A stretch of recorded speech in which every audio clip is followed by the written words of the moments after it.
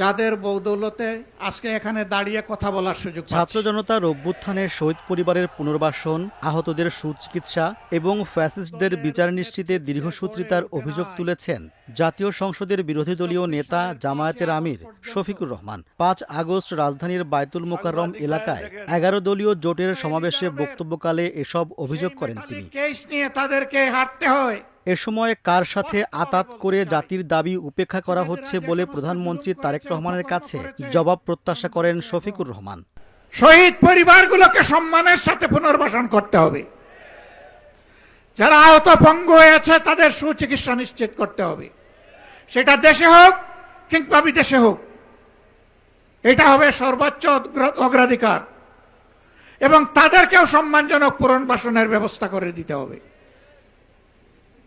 খুনিদেরকে, ফ্যাসিস্টদেরকে বিচারের আওতায় এনে তাদের শাস্তি নিশ্চিত করতে হবে। লক্ষণ ভালো না, একটাও দেখতে পাচ্ছি না। সব যেন চূড়াবালিতে হারিয়ে যাচ্ছে। কার সাথে আতাত করে জাতির এই দাবিগুলোকে উপেক্ষা করা হচ্ছে আমরা জানতে চাই। জুলাই অভ্যুত্থানের দ্বিতীয় বার্ষিকী উপলক্ষে আয়োজিত এ সমাবেশে তিনি বলেন, জুলাই আন্দোলনের ক্রেডিট জনগণের, নেতৃত্বের ক্রেডিট তরুণদের। এই আন্দোলনের মাস্টারমাইন্ড কেউ একা না। এই আন্দোলন গড়ে উঠেছিল ছাত্র তরুণ সমাজের নেতৃত্বে। তাদেরকে স্যালুট জানাই। 15.5 বছরে দফায় দফায় আন্দোলন করেছি, জীবন দিয়েছি, জেলে গিয়েছি, ফাঁসির কাস্টে দাঁড়িয়েছি, কিন্তু ফ্যাসিবাদকে আমরা তাড়াতে পারি নাই। জুলাইয়ের আন্দোলনের মধ্য দিয়ে যখন সারা দেশবাসী একাকার হয়ে গেল, তখনই ফ্যাসিবাদ দুপুরের খাবার ফেলে দিয়ে পালিয়ে যেতে বাধ্য হলো। এর আগে তো আর পালিয়ে যায়নি। সুতরাং এই ক্রেডিট জনগণের, নেতৃত্বের ক্রেডিট আমাদের তরুণ সমাজের। এইটা নিয়ে কেউ টানাটানি করুক, তা আমরা পছন্দ করি না। এই আন্দোলনের কোনো মাস্টারমাইন্ড, একক মাস্টারমাইন্ড কাউকে স্বীকার করি না। এই আন্দোলনের মাস্টারমাইন্ড 18 কোটি নির্যাতিত মানুষ। শফিকুর রহমান আরো বলেন, দেশের বর্তমান অবস্থা দেখে মনে হচ্ছে আরেকটি বিপ্লব আসন্ন। এজন্য দেশবাসীকে প্রস্তুতি নেয়ার আহ্বান জানিয়েছেন তিনি। প্রিয় দেশবাসী, আপনারা প্রস্তুত হন। সব দেখে মনে হচ্ছে আরেকটা অনিবার্য বিপ্লব আসন্ন।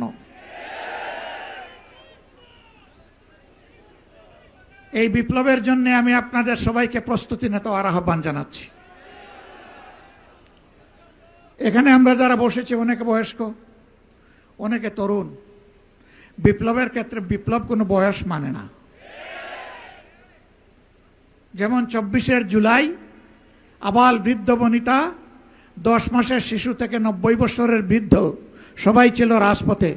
আগামীতেও বয়স বিপ্লবকে সঙ্গ দিয়েই সামনে এগিয়ে যাবে ইনশাআল্লাহ। সেদিন সবাই হবে তরুণ, সবাই হবে যুবক,